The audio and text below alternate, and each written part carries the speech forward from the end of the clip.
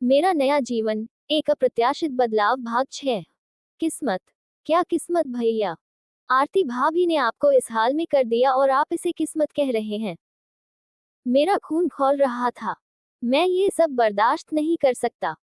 मैं अभी जाकर भाभी से बात करता हूँ। मैं गुस्से में आरती भाभी के कमरे की तरफ बढ़ने लगा, लेकिन समीरा भैया ने मेरा हाथ पकड़ लिया। नहीं अमन, प्लीज, ऐसा मत करो। अगर तुम उनसे कुछ कहोगे, तो वह और गुस्सा हो जाएंगी और फिर मुझे ही भुगतना पड़ेगा। तो क्या आप ऐसे ही रहेंगे?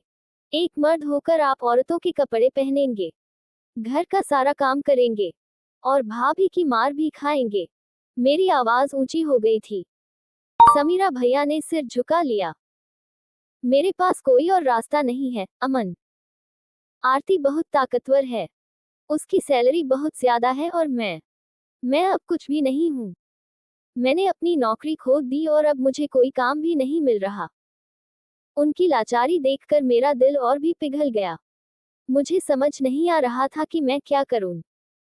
मैं अपने भाई को इस हाल में नहीं देख सकता था। भैया, आप चिंता मत करो। मैं हूं न।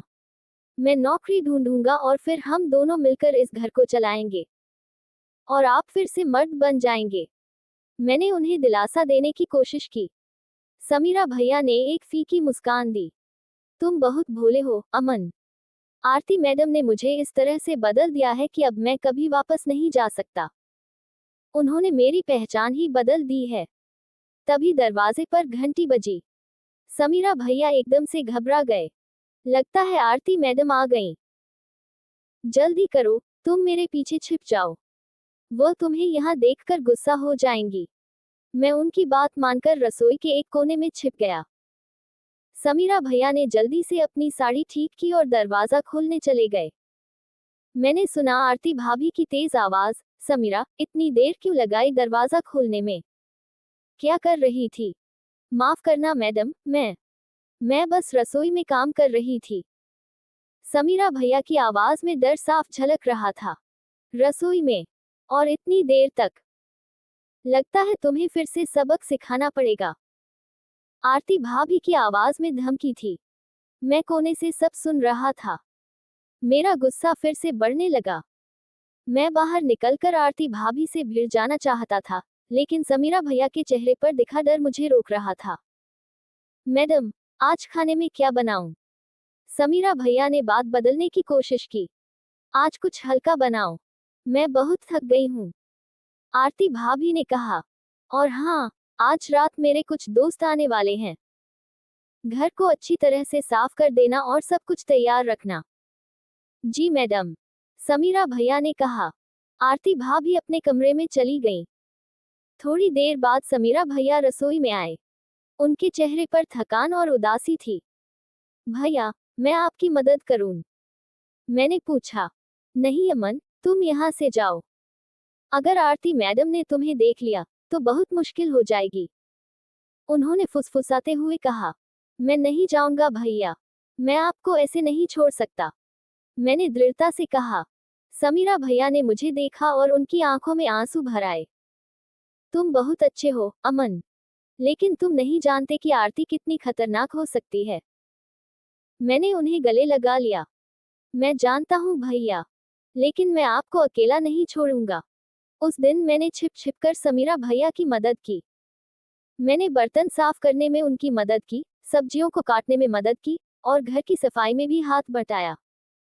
समीरा भैया हैरान थे कि मैं उनकी मदद कर रहा हूँ, लेकिन वह कुछ कह नहीं पा रहे थे। शाम को आरती भाभी के दोस्त आने लगे। समीरा भैया पूरी तरह से एक घरेलू औरत की तरह तैयार थे। उन्होंने एक सुंदर सी नीली साड़ी पहनी थी, बालों में गजरा लगाया था और पूरा मेकअप किया हुआ था।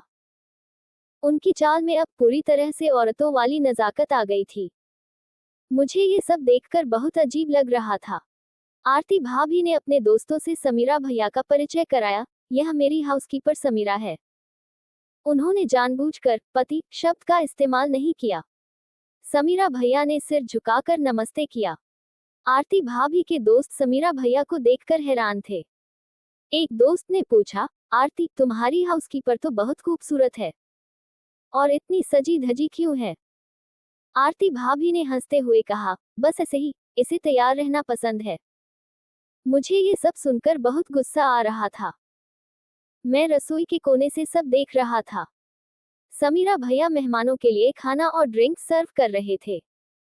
वो हर किसी की जरूरत का ध्यान रख रहे थे, बिल्कुल एक कुशल गृहिणी की तरह। रात काफी हो गई थी। मेहमान चले गए थे। आरती भाभी भी अपने कमरे में सोने चली गईं। समीरा भैया रसोई में बचे हुए बर्तन साफ कर रहे थे। मैं उनके पास गया। भैया, आप कब तक ऐसे रहेंगे? मैंने पूछा। समीरा भैया ने एक गहरी सांस ली। जब तक आरती मैडम चाहेंगी, अमन। हमें कुछ करना होगा, भैया। आप ऐसे नहीं रह सकते। मैंने कहा। क्या कर सकते हैं, अमन? मेरे पास कोई रास्ता नहीं है। मैं अब पूरी तरह से आरती मैडम के कंट्रोल में हूँ। उन्होंने उदासी से कहा। मैंने सोचा, मुझे कुछ तो करना ही होगा। मैं अपने भाई को इस दलदल से निकालना चाहता था। लेकिन कैसे? आरती भाभी बहुत मजबूत थी और समीरा भैया पूरी तरह से टूट चुके थे। अगले कुछ दिनों तक मैंने स्थिति का जायजा लिया। मैंने देखा कि आरती भाभी हर छोटी छोटी बात पर समीरा भैया को डांटती थी, उन पर चिल्लाती थी और कभी कभी तो हाथ भी उठा देती थी। समीरा भैया ने पूरी तरह से हार मान ली थी।